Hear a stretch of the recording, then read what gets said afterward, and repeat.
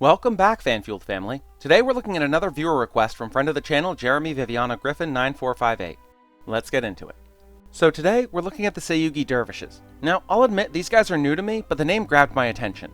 I first heard the word dervish years ago when I was a kid playing Magic the Gathering. The Microprose game is goated, by the way. I would kill to have another open world Magic the Gathering role-playing game. The card is called Whirling Dervish. I don't think it's a great card, but decent enough in the right circumstances. But in actuality, dervish is not a made-up term. It refers to Sufi Muslims who perform elegant spinning dances as a form of meditation and prayer. The Magic card comes from the mid-90s, where a lot of Western media like Hollywood or trading cards took words from other cultures without really thinking about the intent, just because they sounded cool. The Magic the Gathering card, and indeed the Seyugi Dervishes, are missing the point of Sufi dervishes. Meditation, not combat. In some superficial ways, I can see similarities to the martial art Zui Shen, more commonly known as Drunken Fist. Drunken Fist can be used as a combat art, true, but there is another application which is more dance-like, celebrating the beauty of human ability and agility, focusing on spins and leaps, unpredictable motion. Dervishes spin and twirl also as a display, but one to celebrate the divine. Both are celebrations, but one is celebrating something very human, and one is celebrating that which made us human. Even if you're not a religious person, I hope you can appreciate the skill and elegance on display. Heck, I'm not religious, and I think it looks so entrancing to watch. So, the Seyugi Dervishes, who and what are they? They're a dark side coven, much like the Night Sisters of Dathomir. They're from Ricopia, a world in the Core Worlds region, meaning they're near Coruscant, the galactic capital. They use their force abilities to boost their unarmed combat skills and to hunt targets, which served really well as they often sold their skills as assassins.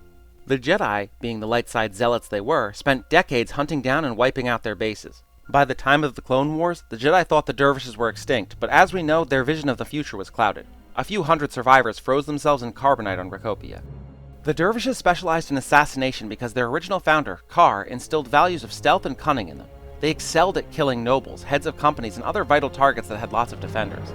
Even Darth Bane, the Sithari himself, said that the dervishes had evolved combat to an art form. He even mentioned them in his book, The Rule of Two. They believed that the Force was a way to master their bodies. While they did use the dark side, they did not follow many dark side practices like seeking power, but rather were motivated by personal gain. Students were kidnapped from other Force orders like the Jedi as infants or younglings and trained for 15 years, then sent on their first mission while their master watched from afar. Should the student fail, the master would erase any evidence of their existence. Their combat style was described by the few survivors of their attacks as beautiful dances of death.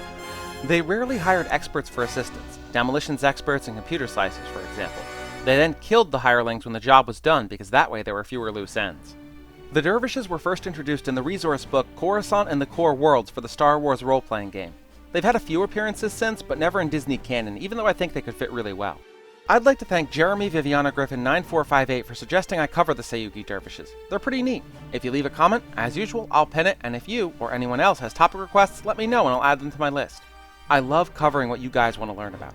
I had fun making this video because it really is neat. I'm always a huge fan of martial arts orders. They have such a fascinating history in the real world, and when orders like that are done well in fiction, there's always a lot to them. It's one of the reasons I love Avatar: The Last Airbender so much. They really make each nation feel unique in how they approach martial arts. Maybe I can do a video on Avatar someday. Let me know if you'd like that. Thank you so much for watching. If you like the kind of videos I make, you can help. All you have to do is make sure you're subscribed. That's it. Just subscribe if you aren't already. One click and you really help me out. Commenting helps too, as does giving the video a thumbs up. All of that tells YouTube that you care enough to do it, and then they recommend my videos to more people and it snowballs.